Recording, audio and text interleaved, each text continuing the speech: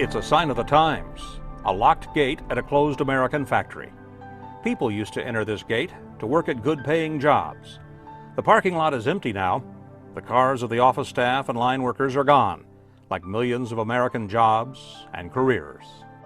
Every day, more and more of our jobs are moving offshore, many of them to China. Like most things of historic significance, the deindustrialization of the United States is happening over time. It may sound alarmist, but it's true.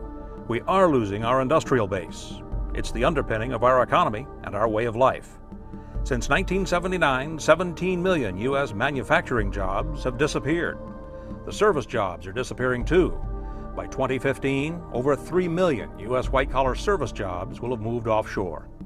As a result, America's middle class is quietly vanishing.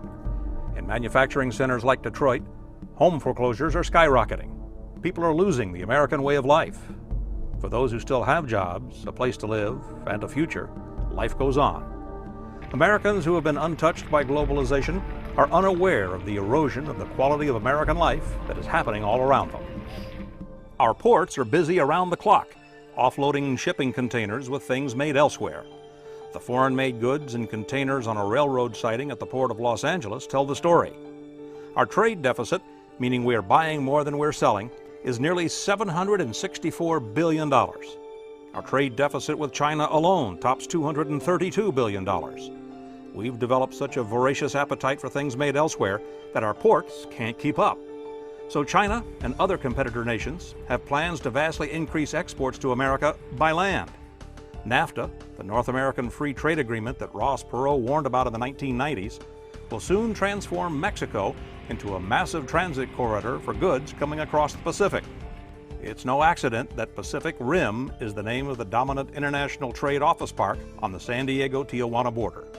There are efforts underway to create a NAFTA superhighway, a corridor of freeways and rail lines from ports on the Mexican Pacific coast to a so-called inland port in Kansas City to speed up our flow of imports. Eventually, the NAFTA superhighway will stretch to our border with Canada and join other North American trade corridors on the east and west coasts. A 70-page study in 2005 by the Council on Foreign Relations shows there's serious talk of blurring America's borders entirely by creating a North American community along the lines of the European Union. A Chinese company is upgrading the port on the Mexican Pacific coast. China's Hutchison-Whampoa, the largest port operator in the world, controls both ends of the Panama Canal. It operates the world's largest cargo container port in the Bahamas, 50 miles off the Florida coast. They control the largest ports in England and the Netherlands. Hutchison-Whampoa also runs port operations in Spain, Egypt, Saudi Arabia and Oman, and Africa's Tanzania, among others. Hutchison-Whampoa has port operations in 6 of the 8 world ocean transit points the Defense Department labels as U.S. lifelines.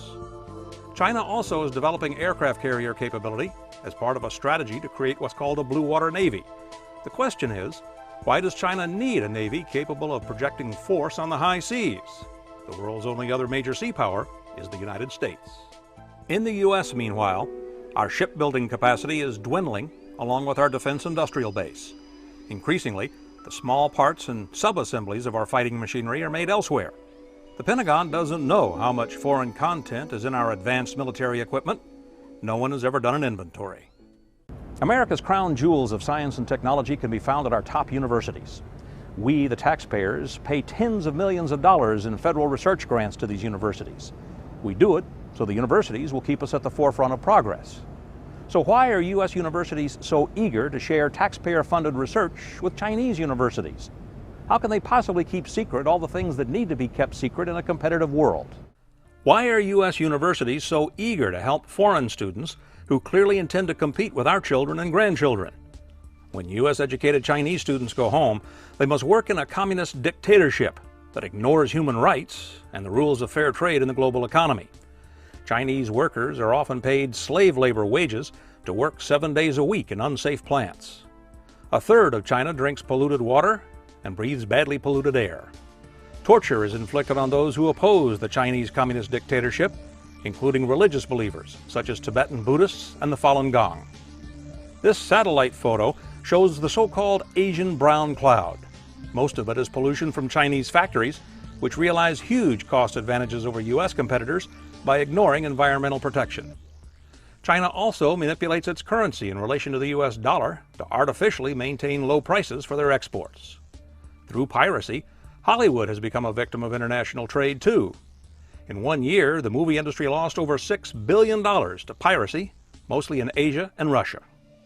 We cannot, we must not, become isolationist in the global economy. Yet, we cannot maintain the American standard of living unless free trade is fair trade. It's urgent that we search for answers, debate the options, and demand leadership in Washington. There was a time when all Americans stepped up, sacrificed, and did their part to save this country in a time of peril. We need to do it again before it's too late.